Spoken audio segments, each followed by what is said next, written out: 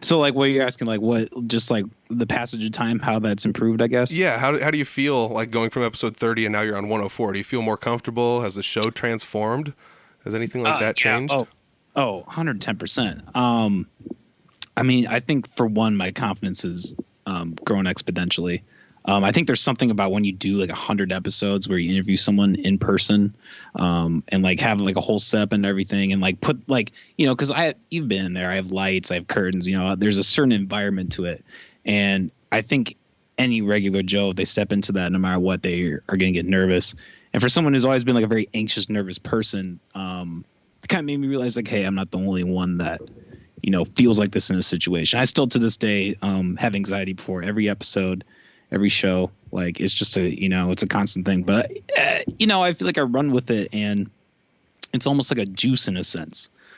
Like it fuels me. And for people who listen to the show, we know they know that we get a little crazy and a little unorthodox sometimes. But I think that's just kind of the brand of the show too. I think I've steered away from, because when talking about those early episodes, I was more like focused on like getting rap artists and hip hop artists. And, honestly, I was kind of more of like a let anyone on kind of thing. And now fast forward, I feel like we have some more distinguishment as like being a variety show, while being edgy. And, I have like an actual process for filtering people out now, I feel like, and I'm not, it's a more legitimate thing. Like I tell people, I'm trying to beat the JRE of Iowa. That's the goal there. So, Dude, I totally get that. I get exactly what you're saying too, because I've watched the clips. You seem to have picked like the funniest stuff to pull out when you post clips. Recently, I saw some guys were arguing about Kanye, and the whole conversation. I was just like laughing because I feel the way everyone feels, and I'm not even like a huge hip hop or rap fan, but it's out there and I listen to it when it's around. So I hear it. It's hard to ignore it, But yeah, you just give everyone kind of a free reign to kind of like do and say what they want, within reason. I don't know what your editing process is. I'm sure.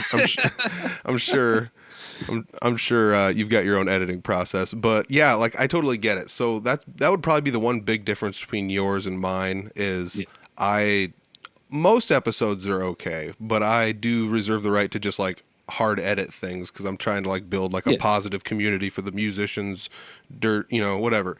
Whereas you, like you said, you gear shifted into this variety show, and it's fun to see who comes on every week because it's not just hip hop artists. And I feel like that is what has made your show more palatable to the general audience now. That's awesome.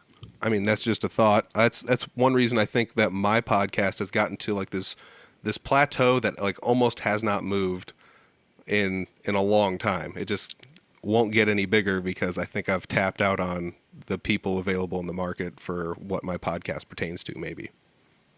Yeah, well, I think you have a niche audience. I think that's kind of what it is. Like you focus around people that are kind of in your area, like in your genre, and like it's great. But yeah, I mean, it's like if someone did like a murder mystery podcast, like they're not going to be on the level of Jerry because they have a certain thing, and there's nothing wrong with having a certain thing. I'm not saying that at all, but just for me personally, I think Iowa, and this is going to maybe be shitty to say, but I think Iowa like lacks that edginess and lacks that like, that punch.